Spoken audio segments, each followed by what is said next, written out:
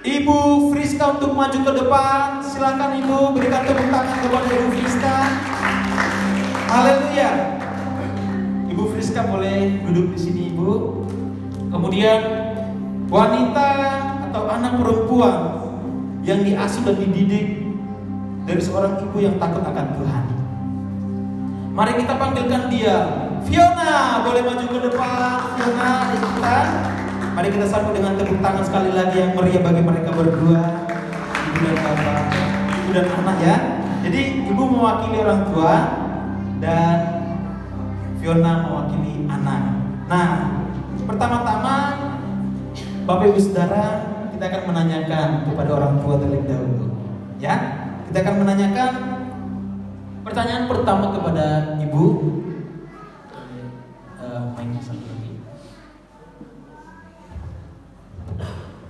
Oke.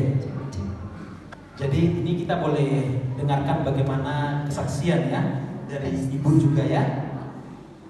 Pertanyaan untuk ibu, dalam kesibukan ibu bekerja dan mengurus rumah, bagaimana ibu tetap bisa menanamkan nilai-nilai spiritual kepada anak-anak? Baik, terima kasih. Shalom Bapak Ibu. Saya mewakili orang tua, tapi saya percaya di atas saya masih banyak orang tua kita di sini yang jauh lebih hebat membimbing anaknya. Tepuk tangan untuk yang bernama orang tua. Untuk menjawab pertanyaan dari saudara Ian, saya mau berbagi pengalaman bagaimana cara kita menanamkan nilai spiritual kepada anak.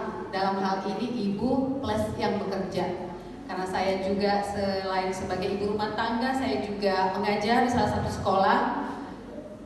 Nilai spiritual itu sangat penting bagi kita, bagi saya secara pribadi. Selain memenuhi kebutuhan materi anak-anak, nilai spiritual sebagai anak-anak Tuhan itu wajib harus bisa kita tanamkan kepada anak-anak kita. Di tengah zaman yang semakin membuat anak-anak tergerus dengan teknologi-teknologi yang semakin jauh dari Tuhan, maka fungsi kita, bahkan saya sebagai orang tua adalah garda terdepan untuk anak-anak menanamkan nilai-nilai spiritual. Yang itu tadi sesuai dengan firman yang disampaikan oleh saudara Ian, takut akan Tuhan. Bagaimana caranya mengajarkan anak-anak itu takut akan Tuhan? Dimulai dari saya.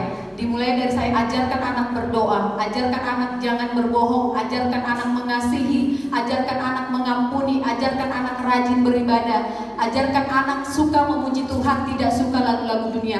Itulah nilai-nilai spiritual yang sederhana yang bisa kita tanamkan kepada anak-anak. Tantangannya pasti banyak Bapak Ibu, tapi selagi kita terus berulang-ulang seperti yang dinamakan saudara Ian tadi, kita akan terus menanamkan, otomatis kita akan membrainwash otak anak-anak supaya lebih cinta firman Tuhan daripada gadget. Terima kasih. Wow, luar biasa jawaban dari Ibu Friska ya, sebagai orang tua yang mendidik anaknya. Kemudian pertanyaan yang kedua Ibu, apa bentuk kegiatan sederhana yang biasa Ibu lakukan bersama mereka?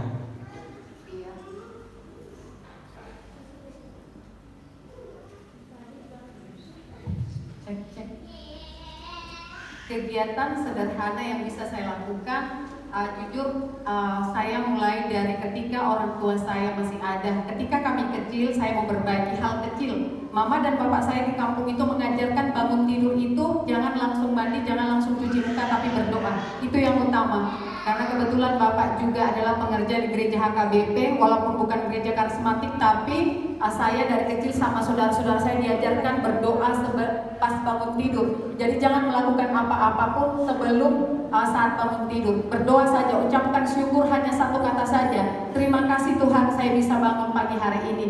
Nah, itu juga yang saya ajarkan kepada anak-anak saya, kepada keluarga kecil saya, supaya bangun pagi itu jangan langsung melakukan apapun itu, apakah itu siap-siap ke sekolah, apakah itu mandi.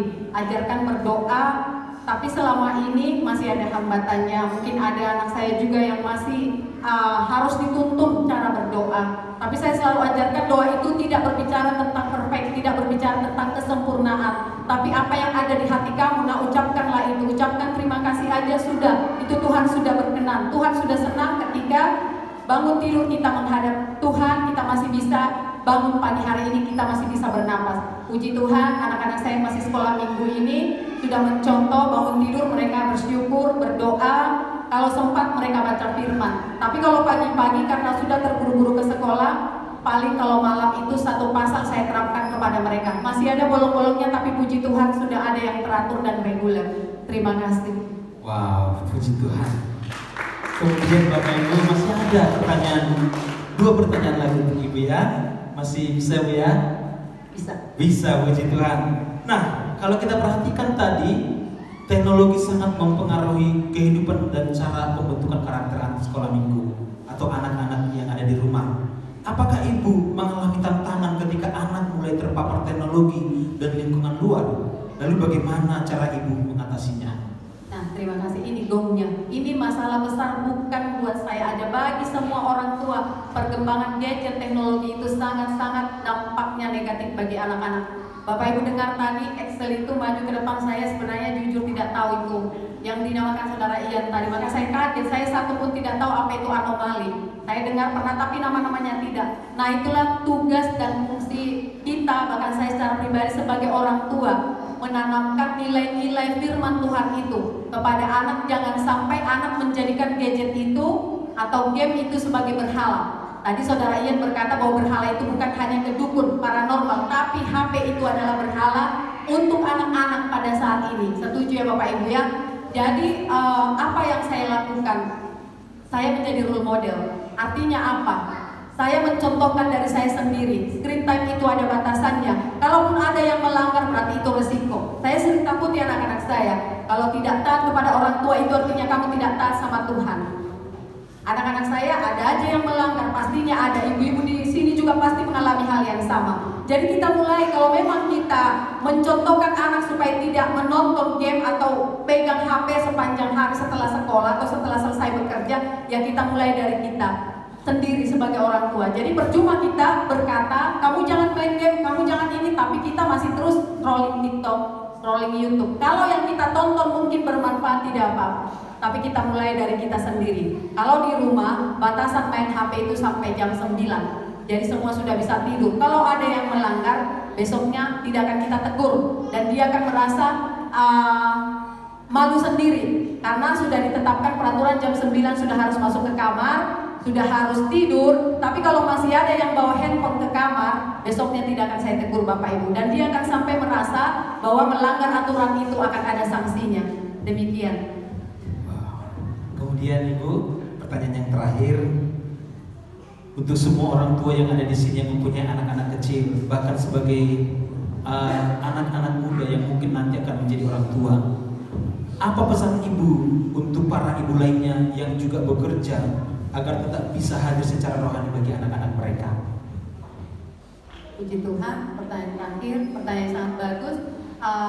Saya di sini mewakili orang tua. Pesan saya kepada Bapak Ibu terutama yang masih punya anak-anak sekolah minggu atau remaja, mari kita terus hadir secara rohani bagi anak-anak. Walaupun mungkin kita sebagai ibu atau mungkin sebagai pekerja yang tidak selalu ada secara fisik di samping anak kita saat mereka sekolah, saat mereka pulang sekolah, kita tidak selalu ada di saat bersama-sama mereka seperti orang tua yang selalu full time untuk anaknya. Kita usahakan hadir secara rohani. Contohnya, doakan anak, doakan pendidikannya, doakan kesehatannya, terutama pertumbuhan rohaninya, supaya jangan sampai ketika kita sibuk bekerja, anak-anak malah semakin jauh dari Tuhan.